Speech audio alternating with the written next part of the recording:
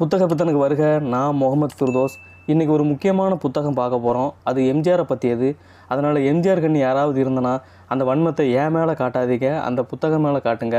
ஏன்னா அந்த புத்தகம் எழுதுனவர் இப்போ உயிரோடு இல்லை. இந்த புத்தகம் ஆங்கிலத்தில் இமேஜ் ட்ராப்னு 1992 வெளியாச்சு. அன்னைக்குள்ள அரசியல் சூழல்னால் இதை தமிழில் மொழிபெயர்ப்பு செய்ய முடியலை.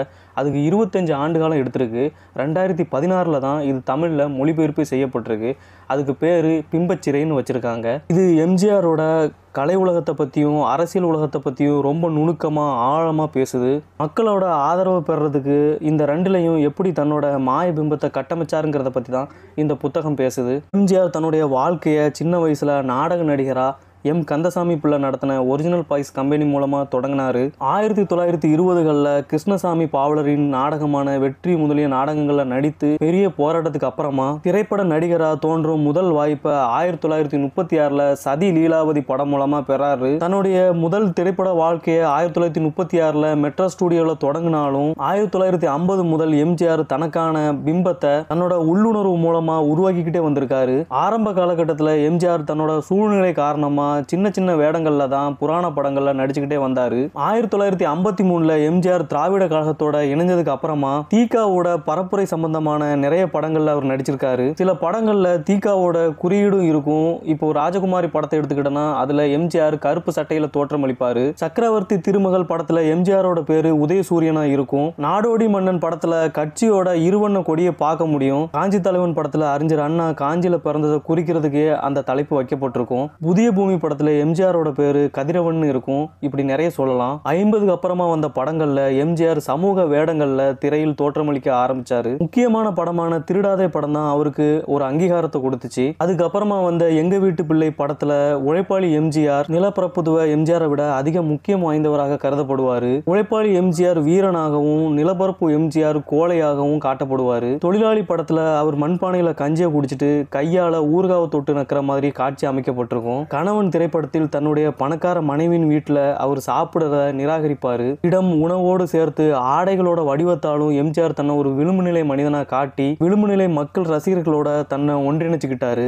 ஒடுக்கப்பட்ட ஜாதி ஆண்கள், நிலமற்ற ஏழைகள், சுரண்டப்படும் தொழிலாளிகள், படிப்பறிவற்ற எளியவர்கள், ஆதரவற்ற பெண்கள், இவங்கள மாதிரி பாதிக்கப்பட்டவங்க எதுவும் செய்ய முடியாதவங்க தளத்தில் போராடுபவர் மாதிரி எம்ஜிஆர் காட்டப்படுவார். ஒடுக்கப்படுவதற்காக எம்ஜிஆர் போராடுறாரு. அதுக்கான தீர்வை கண்டுபிடிக்கிறாரு.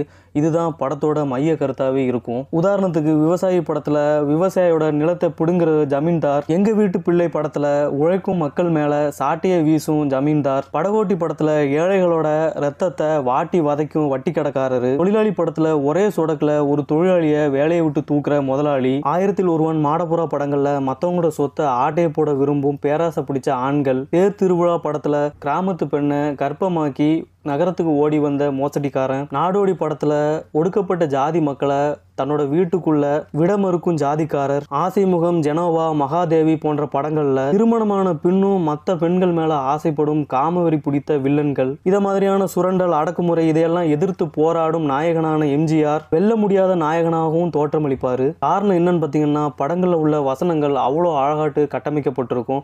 உதாரணத்துக்கு மர்மயோகி படத்தை எடுத்துக்கிட்டனா அதுல கரிகாலன்கிற பேரோட தோன்றும் எம்ஜிஆர் ஒரு வசனம் சொல்லுவாரு. அது என்ன வசனம்னா, கரிகாலன் குறி வைத்தால் தவறமாட்டான், தவறுமானால் குறி வைக்க மாட்டான் அப்படின்னு. படகோட்டி படத்தை எடுத்துக்கிட்டனா அவரால் கடப்பாறையே வளைக்க முடியும். குலேபகாவலி படத்தை எடுத்துக்கிட்டனா சீறி வரும் புலியையே அவரால் வெறுங்கையாலேயே அடித்து வீழ்த்த முடியும். இந்த மாதிரி காட்டப்பட்டனாலேயே ஒரு பாமர மனிதர்களோட நினைவோடையில எம்ஜிஆர் வீழ்த்தப்பட முடியாத மனிதரா தோற்றமளிச்சாரு. இதையெல்லாம் எம்ஜிஆர் புரிஞ்சுக்கிட்டதுனாலேயே அவர் சண்டை காட்சிலையும் வசனங்கள்லையும் பாடல்கள்லையும் முக்கியமான கவனத்தை செலுத்தினாரு. இதனாலேயே எம்ஜிஆரோட பெரும்பாலான கணிப்பு சரியா இருந்திருக்கு.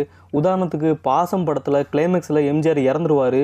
இந்த கதையை கேட்டதுக்கு அப்புறமா எம்ஜிஆர் சொன்னாரு, நான் இறக்குற மாதிரி இருந்துச்சுன்னா ரசிகர்கள் விரும்ப மாட்டாங்க, கண்டிப்பா படம் ஃப்ளாப் ஆகும்னு. அவர் சொன்னதை கருத்தில் கொள்ளாம டி.ஆர். ராமண்ணா அப்படியே படத்தையும் எடுத்தாரு.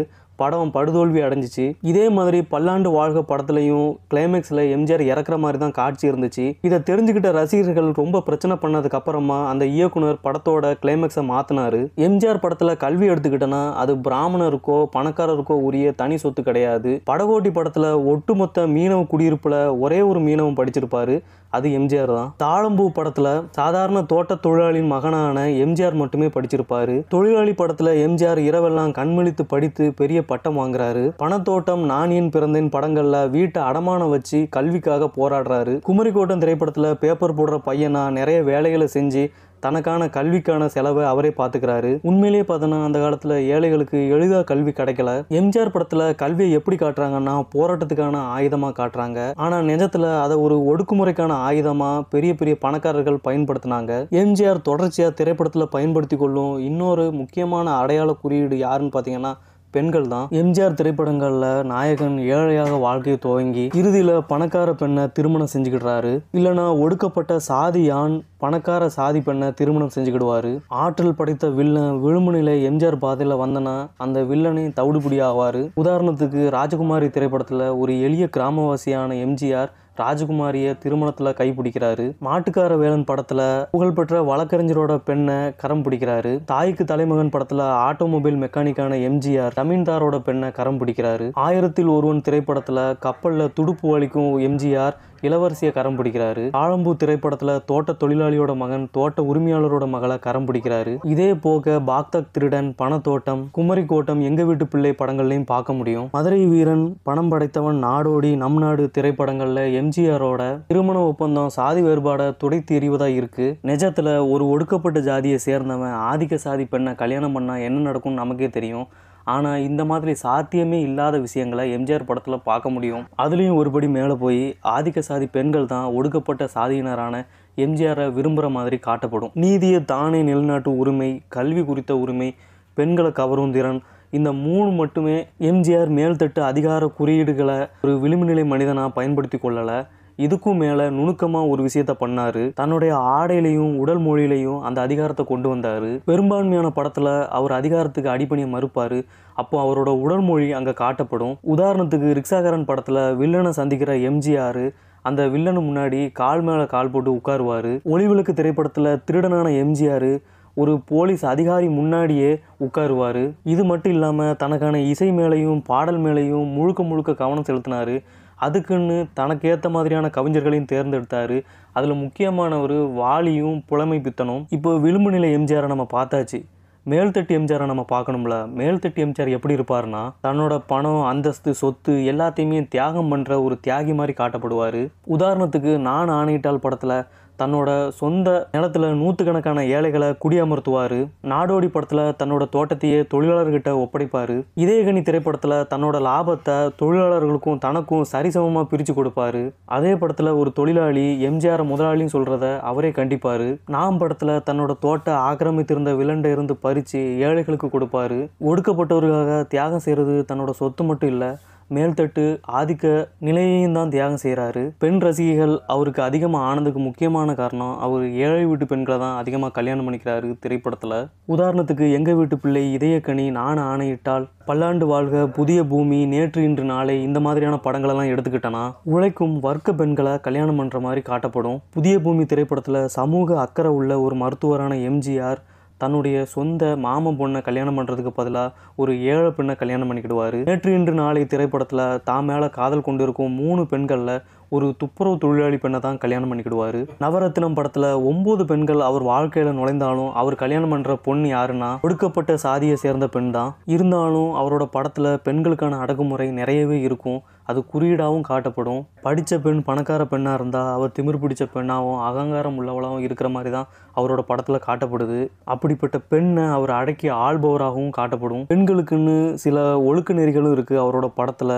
அது என்னன்னு பார்த்தீங்கன்னா, ஒரு பெண்ணுங்கிறவ கற்பு நெறி உள்ளவளா, தன்னோட பாலின உணர்வுகளை அடக்கி ஆள்பவளாக இருக்கணும். இது எல்லாமே நம்ம சமூகத்தில் யதார்த்தமாக உள்ளது தான்.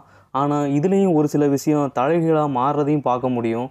அது என்னன்னா, பெண் கதாநாயகிகளே அதிகமான கனவுகளை காணுவா. அதுவும் கதாநாயகனை பற்றியான கனவு. மற்ற படங்கள் மாதிரி இல்லாமல் அவரோட படத்தில் பாடல்களில் ஒரு கதாநாயகனை விவரிக்கிற மாதிரி தான் வரிகள் எல்லாமே இருக்கும். அது மட்டும் இல்லாமல் எம்ஜிஆர் தன்னுடைய சிவந்த மேனியை திரையில் காட்டுறது, டைட்டான ஷர்ட் போடுறது, தான் குடிபோதையில் இருந்தாலும் பெண் மீது வன்புணர்வு கொள்ளாமல் நடந்துக்கிறது, கண்ணியமாக நடந்துக்கிறது, இது எல்லாமே பெண் ரசிகைகளை ரொம்பவும் ஈர்த்துச்சு. அவரோட 100வது படமான ஒளிவிளக்கு படம் தான் அவர் குடிச்ச மாதிரி நடித்த ஒரே படமாகும். இன்னொரு ரொம்ப ரொம்ப முக்கியமான விஷயம் என்னன்னு பார்த்தீங்கன்னா, அவரோட படங்களில் அம்மாக்குன்னு ரொம்ப முக்கியத்துவம் கொடுத்தாரு. உதாரணத்துக்கு ஒரு சில படங்களை எடுத்துக்கிட்டோன்னா, தாய்க்கு பின் தாரம், தாய் சொல்லை தட்டாத, தாயை காத்த தனையன், தாயின் மடியில், தெய்வத்தாய், இந்த படங்களில் தாய் குலத்துக்கு ரொம்ப முக்கியத்துவம் கொடுத்து நடிச்சிருப்பாரு. இந்த திரைப்படத்தை பார்க்க வர பெண்ணின் தாய்மை உணர்ச்சியை அவர் தூண்டுவதன் மூலமாக எம்ஜிஆர் அவங்க குடும்பத்தில் ஒருத்தர் ஆகிறாரு. இப்படி பல ஜனரஞ்சக தன்மை எம்ஜிஆர் படத்தில் இருந்ததுனாலே அதை மத சடங்கு மாதிரி கொண்டாடினாங்க.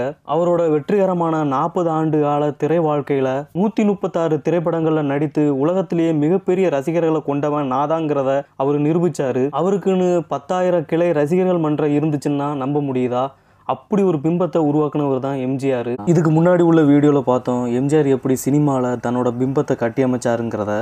இதில் அவரோட அரசியல் வாழ்க்கை பொற்காலமாக இருந்துச்சா இல்லைனா போர்க்காலமாக இருந்துச்சாங்கிறத பற்றி தான் பார்க்க போகிறோம். சினிமாவில் இப்படி ஒரு பிம்பத்தை கட்டி அமைக்கிறதுக்கு அவருக்கு முக்கியமாக இருந்தது மக்களோட பொது புத்தி தான். இந்த பொது புத்திங்கிறது என்னன்னு பார்த்தீங்கன்னா, மக்கள் விழிப்புணர்வு இல்லாத, பெரிய வளர்ச்சி அடையாத, வாழ்க்கைக்கு தொடர்பற்ற எந்த தாக்கத்தையும் உண்டாக்காதது தான் இந்த பொது புத்தி. இன்னும் விரிவாக சொல்லணும்னா, திரையில் காட்டப்படுறதுக்கும் நிஜத்தில் காட்டப்படுறதுக்கும் மக்கள் எந்த பெரிய வித்தியாசத்தையும் பார்க்க மாட்டாங்க. உலகத்தை கூட திரைப்படத்தை பார்க்குறதன் வழியாக தான் புரிந்து கொள்வாங்க. எந்த ஆராய்ச்சியுமே பண்ண மாட்டாங்க. இப்படி இருக்கிற மக்கள் மத்தியில் சமூக கலாச்சார மாற்றம் எந்த வகையிலையும் உண்டாகாது. இதை எம்ஜிஆரே ஒரு பேட்டியில் சொல்லியிருப்பார். நீங்கள் நல்ல மனிதராக இருந்தால் மட்டும் போதாது, நல்ல மனிதருங்கிற பிம்பத்தை உருவாக்கணும். ஒவ்வொரு மனிதனுக்கும் ஒரு பிம்பம் இருக்குது. நாகி ரெட்டியையோ எஸ்எஸ் வாசனையோ என்னையோ எடுத்துக்கொள்ளுங்க, எங்களுக்குன்னு தனிப்பட்ட பிம்பம் இருக்குது. ஒரு நபரோட பேரை கேட்டாலோ அவரை பார்த்தாலோ ஒரு சாதாரண மனிதனுக்கு முதல்ல தோன்றது அவரோட பிம்பமாக தான் இருக்கும். அதனால் நீங்கள் உயரத்துக்கு போகணும் ஆசைப்பட்டனா முதல்ல நீங்கள் கட்டி எழுப்ப வேண்டியது உங்களோட பிம்பத்தை தான். இதனாலேயே திரைப்படத்தின் வெவ்வேறு கூறுகளான ஒப்பனை, இயக்கம், ஒளிப்பதிவு, இசை, படத்தொகுப்பு இதை எல்லாத்தையுமே எம்ஜிஆர் நல்லா அறிஞ்சிருந்தார். அதனாலே அந்த பிம்பத்தை கட்டமைக்கிறதுக்கு அவருக்கு ரொம்பவும் எளிதாக இருந்துச்சு. எம்ஜிஆர் ரசிகர்கள் ஏன் அவரோட திரைப்பட பிம்பத்துக்கும் நிஜ வாழ்க்கைக்கும் உள்ள வித்தியாசத்தை பார்க்க முடியாமல் போனாங்கன்னா, எம்ஜிஆரோட வாழ்க்கை வரலாறு திரைப்படத்தில் காட்டப்படுற மாதிரியே இருக்கிறதுனால தான். எம்ஜிஆரோட ஆரம்பகால வாழ்க்கை மிக கொடிய வறுமையால் ஆனதுங்கிறதுல எந்த சந்தேகமுமே கிடையாது. அவர் சிலோனில் உள்ள கண்டியில் வாழ்ந்த தம்பதியருக்கு 5வது மகனாக கடைசி மகனாக பிறக்கிறாரு. அவருக்கு 2.5 வயசு இருக்கும்போது அவரோட தந்தையை இழந்து தஞ்சாவூர் மாவட்டத்துக்கு குடிபெயர்றாரு. கொடிய வறுமையால் அவரோட 2 சகோதரிகளும் 1 சகோதரனும் அடுத்தடுத்து இறந்து போனாங்க. குடும்பத்தோட ஏழ்மையின் காரணமாகவே அவரோட பள்ளி படிப்பை தொடர முடியாமல் 7 வயதில் நாடக குழு ஒன்றில் சேர்ற நிலை ஏற்படுது. அதுக்கப்புறமா சின்ன சின்ன வேடங்களில் நடித்து கடுமையான போட்டி இருந்த மெட்ராஸ் திரைத்துறையில் அவர் கால் பதிக்கிறதுக்கு நிறைய உழைப்பு தேவைப்பட்டுச்சு. இந்த மாதிரியான அவரோட எளிய பின்னணி, ஆரம்பகால வறுமை, இது எல்லாமே மேடை பேச்சுகள், துண்டு சீட்டுகளில், கட்சி செய்தித்தாள்களில், காலண்டர்களில், கட்சி சுவரொட்டி, பிற அரசியல் தொடர்பு ஊடகங்கள் மூலமாக பிரபலப்படுத்தப்பட்டுச்சு. வியர்வையும் கண்ணீரும் நிரம்பிய அந்த கால வாழ்க்கையை பற்றி அடிக்கடி எம்ஜிஆர் மேடை பேச்சுகளில் பேசுவார். இது எல்லாமே படிக்காத பாமர மக்கள் மத்தியில் ஒரு தாக்கத்தை ஏற்படுத்திச்சு. 1953 இருந்து 1972 வரைக்கும் திராவிட முன்னேற்ற கழகத்தோட கட்சி உறுப்பினராக எம்ஜிஆர் இருந்தார். 1972 அவர் கட்டாயமாக கட்சியை விட்டு வெளியேற்றப்படுறாரு. அப்போ தான் அவர் அண்ணா திராவிட முன்னேற்ற கழகத்தை துவங்குறாரு. அதுக்கப்புறமா அது அனைத்து இந்திய அண்ணா திராவிட முன்னேற்ற கழகம்னு பேர் மாற்றப்படுது. அவரோட 11 வருட ஆட்சி காலத்தை எடுத்துக்கிட்டோன்னா, அதாவது 1977 இருந்து 1987 வரைக்கும் அது ஒரு இருண்ட காலமாக இருந்ததா எம்எஸ்எஸ் பாண்டியன் சொல்கிறாரு. அவரோட ஆட்சி காலங்கிறது பெரிய முதலாளிகளுக்கும், ரியல் எஸ்டேட் ஓனர்களுக்கும், சாராய முதலாளிகளுக்கும், ஆளுங்கட்சி ஆள்களுக்கும் ரொம்பவும் பயனுள்ளதாக இருந்துச்சு. பொருளாதாரத்தில் எந்த மாற்றமும் இல்லாமல் அதுவும் தேங்கிய நிலையிலேயே இருந்துச்சு. அஇஅதிமுக அரசு ஏழை நடுத்தர வர்க்கத்தின் மீது வரி போட்டு பணக்காரங்க, குறிப்பாக கிராமப்புற பணக்காரங்க பயன்பெற மாதிரி இருந்துச்சு. 1975 இருந்து 1985 வரைக்கும் எடுத்துக்கிட்டோன்னா, அரசோட மொத்த வரி வருவாயில் 60% விற்பனை வரியில இருந்தே பெறப்பட்டுச்சு. இந்த பெரும்பான்மையான விற்பனை வரி நடுத்தர வர்க்கத்தினர் பயன்படுத்தும் நுகர்பொருளான பருத்தி, பருத்தி இலை, மருந்து, பருப்பு, தேயிலை, கரும்பு, சோப்பு, மின்னணு பொருள் இது மூலமாகவே பெறப்பட்டுச்சு. இதே 1975 இருந்து 1980 வரைக்கும் எடுத்துக்கிட்டோன்னா, கலால் வரியோட பங்களிப்பு வெறும் 1% மட்டுமே. இந்த கலால் வரிங்கிறது என்னன்னு பார்த்தீங்கன்னா, அந்த பொருளை தயாரித்த வியாபாரி செலுத்துகிற வரி. அப்புறமா 1980 இருந்து 81 வரைக்கும் அஇஅதிமுக தேர்தல் வாக்குறுதியில் இருந்து மது பயன்பாட்டின் மீதான தடையை நீக்குச்சு. இதனால் அதில் உள்ள கலால் வரி வருவாய் அதிகமாச்சு. மாநிலத்தில் உள்ள மொத்த வரி வருவாயில் கலால் மூலமாக பெறப்பட்டது மட்டுமே 13.9%. அது 1980 இருந்து 85 வரைக்கும். இந்த கலால் வரி கூட 80% கிராமப்புற நகர்ப்புற ஏழைகள் பெரும்பாலாக பயன்படுத்தும் பட்ட சாராயம், கல்லு, நாட்டு சரக்கு மூலமா பெறப்பட்டது தான். கிட்டத்தட்ட இந்த கலால் வரி எல்லாமே ஏழைகள் தான் கட்டியிருக்காங்க. இதோட வருமானத்தை எடுத்துக்கிட்டோம்னா 1981 இருந்து 1982 வரைக்கும் 110 கோடியா இருந்துச்சு. அதே 1984 இருந்து 85 வரைக்கும் 2 மடங்கு அதிகரிச்சு 202 கோடியா ஆச்சு. அதிமுக ஆட்சி காலத்துல பெரிய பெரிய பணக்காரர்கள்லாம் வரி விதிப்பு செலுத்தாமல் இருக்கிற மாதிரியே பார்த்துக்கிட்டாங்க.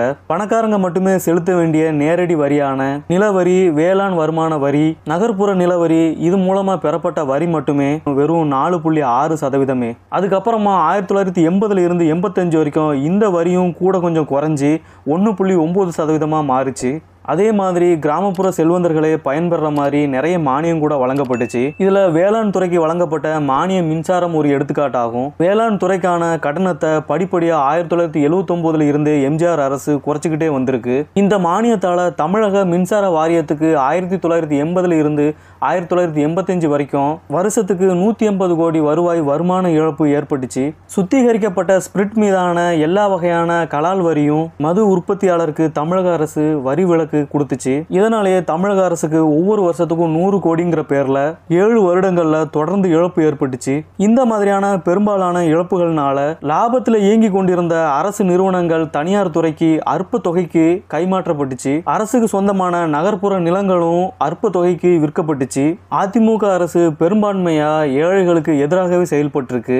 அதுல முக்கியமா குறிப்பிடப்பட வேண்டியது என்னன்னு பாத்தீங்கன்னா 1977 இருந்து 1985 வரைக்கும் அடிமை தொழிலாளர் மறுவாழ்வுக்கு மத்திய அரசு 26.7 லட்சம் அளவுக்கு நிதி ஒதுக்குச்சு.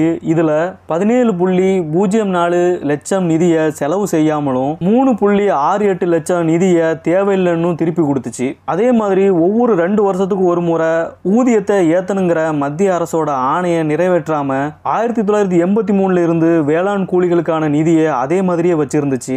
இதனால வறுமை கோட்டுக்கு கீழே 40% மக்கள் வாடிக்கொண்டிருந்தாங்க. கிராமப்புறத்துல மட்டுமே வேலை வாய்ப்பின்மை 86% இருந்துச்சு. எம்ஜிஆரோட ஆட்சி கொடூரம் நிறைந்த போலீஸ் ராஜ்யமா உருவெடுத்து இருந்துச்சு. நிறைய லாக்அப் டெத்தும் என்கவுண்டரும் அந்த காலகட்டத்தில் அடிக்கடி நடந்துச்சு. தமிழகத்தில் சிறைவாசத்தின் போது இறந்தவங்களோட எண்ணிக்கையை மட்டும் 1977 இருந்து 1982 வரைக்கும் எடுத்துக்கிட்டோன்னா 1977 68 பேர், 1978 54 பேர், 1979 79 பேர், 1980 65 பேர், 1981 67 பேர், 1982 அப் டு ஜூலை வரைக்கும் 18 பேர். இது இந்தியா டுடேயோட கணக்கெடுப்பு. இதுல இருந்து என்ன தெரிய வருதுன்னா 1977 இருந்து 1981 வரைக்கும் ஒவ்வொரு 10 நாளைக்கும் ஒரு விசாரணை கைதி இறந்து போவார்.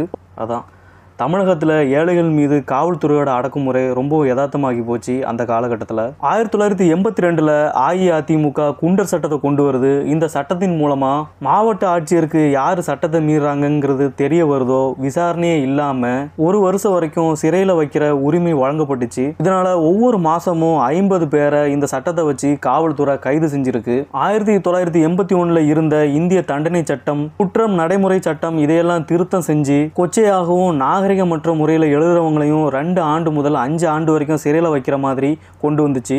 இதனால திமுகவோட பத்திரிகைகளான முரசொலி, மாலை முரசு போன்ற பத்திரிகைகள் எல்லாமே பாதிக்கப்பட்டுச்சு. அதே மாதிரி அமைச்சர்களை விமர்சிக்கும் திரைப்படத்தை வெளியிடவும் தடை செஞ்சிச்சு.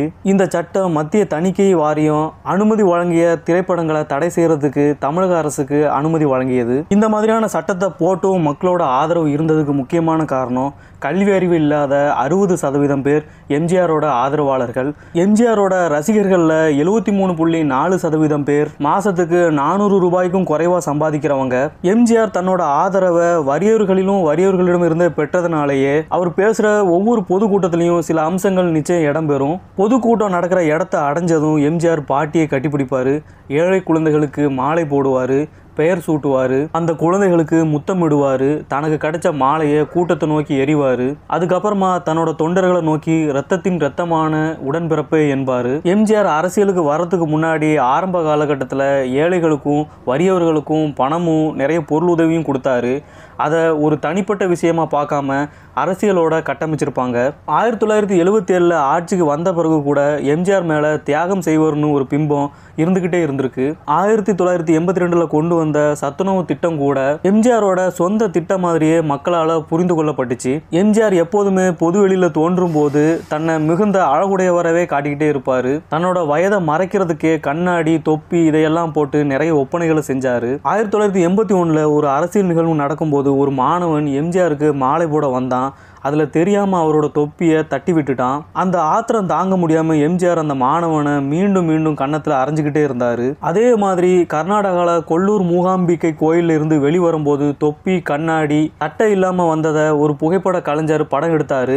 அவரோட புகைப்படத்தை பிடுங்கி நெகட்டிவை வெயிலில் காட்டி எம்ஜிஆருடைய பாதுகாவலர்கள் நாசப்படுத்தினாங்க. எம்ஜிஆர் தன்னுடைய அரசு அதிகாரிகளிடம் கடுமையாகவே நடந்துக்கிடுவாராம். இதனாலேயே எம்ஜிஆர் ஆட்சி காலத்தில் 20க்கும் மேற்பட்ட IAS அதிகாரிகள் பதவி விலகி இருக்காங்க. பாமர மக்கள், ஏழை மக்களை பற்றி சொல்லணும்னா ஒரு கட்டத்தில் அவங்க எம்ஜிஆரை கடவுளாகவே பார்த்தாங்க. அதில் முக்கியமான சம்பவம் திட்டச்சேரியில் ஒரு காளமாடு கண்ணில் எம்ஜிஆர் தெரிஞ்சாருன்னு சொன்னது தான். இதை தியாகராஜா குமாரராஜா படமான ஆரண்ய காண்டத்தில் கூட சொல்லியிருப்பாங்க. ஊர்ல சொல்லுவானுங்க அப்பப்போ மாட்டுக்கண்ணில் எம்ஜிஆர் தெரிறாரு, நீ பாத்தியாடானா இல்லைன்னுமா. அவனுக்கு தெரிஞ்சவன் பார்த்தானா. ஜனவரி 12, 1967 MR ராதாவால் எம்ஜிஆர் சுடப்பட்டு மருத்துவமனையில் அனுமதிக்கப்பட்ட ஒரு சில மணித்துளியிலேயே 50,000 ரசிகர்கள் அங்கே கூடினாங்களாம். அக்டோபர் 1984 பக்கவாதத்தால் பாதிக்கப்பட்டு எம்ஜிஆர் அமெரிக்காவில் உள்ள புரோக்லைன் மருத்துவமனைக்கு சிகிச்சைக்கு கொண்டு செல்லப்பட்ட போது மட்டுமே 21 பேர் தீக்குளிச்சு இறந்தாங்களாம். அவர் நல்லபடியாக திரும்பி வரணும்னு வேண்டுதல் பண்ணி அவங்களோட கைகளை, விரல்களை தெய்வத்துக்கு காணிக்கையாக செலுத்தினாங்களாம். ஒரு கணக்குப்படி என்ன சொல்கிறாங்கன்னா, தமிழகத்தில் 79,000 சாலை ஓர கோயில்கள் இருந்துச்சான். எம்ஜிஆர் நோயுற்ற காலத்தில் மட்டுமே 27,000 கோயில்கள் புதுசாக கட்டப்பட்டுச்சான். டிசம்பர் 24, 1987 எம்ஜிஆர் மரணித்த போது மெட்ராஸ் மாநகரம் தான் உலகத்திலேயே மிகப்பெரிய இறுதி ஊர்வலமாக இருந்துச்சான். குறைஞ்சது 20 லட்சத்துக்கும் மேற்பட்ட மக்கள் அதில் கலந்துக்கிட்டாங்களாம். அவர் இறந்த துக்க செய்தி தாங்க முடியாமல் அவரோட ரசிகர்களில் 31 பேர் தற்கொலை பண்ணி இறந்தாங்களாம். சுருக்கமாக சொல்லணும்னா எம்ஜிஆரோட ஆட்சி காலம் எப்படி இருந்துச்சுன்னா, ஏழைகளிடம் மகத்தான ஆதரவை பெற்ற பணக்காரர்களின் நலனுக்காக பாடுபட்ட ஒன்றா இருந்துச்சு. இந்த புத்தகத்தில் நான் ஒரு சில விஷயத்த சொல்லாமே விட்டுருப்பேன். கல்விங்கிறது சமூகத்திற்கான சாவின்னு சும்மாவா சொன்னாங்க. கல்வி அறிவு மட்டும் இல்லாட்டனா நம்மளை யாருனாலும் எப்படினாலும் பயன்படுத்துவாங்க. எம்ஜிஆர் ஆனந்த விகடன்ல நான் ஏன் பிறந்தேன் ஒரு தொடர் எழுதுறாரு. அப்பனா எம்ஜிஆர் பயங்கர உச்ச நட்சத்திரம், பயங்கரமான அவருக்கு ரசிகர்கள் இருக்காங்கனால எக்கச்சக்கமான பிரதிகள் அடிச்சிடறாங்க. ஆனா அது பெருசா விற்கல. ஏன்னா எம்ஜிஆர் ரசிகர்கள் புத்தகம் படிக்கிற பழக்கம் கிடையாது. அப்புறம் வேற ஒரு நல்ல வீடியோவில் நான் உங்களை சந்திக்கிறேன். அது வரைக்கும் உங்களிடமிருந்து விடைபெறுகிறேன். நன்றி.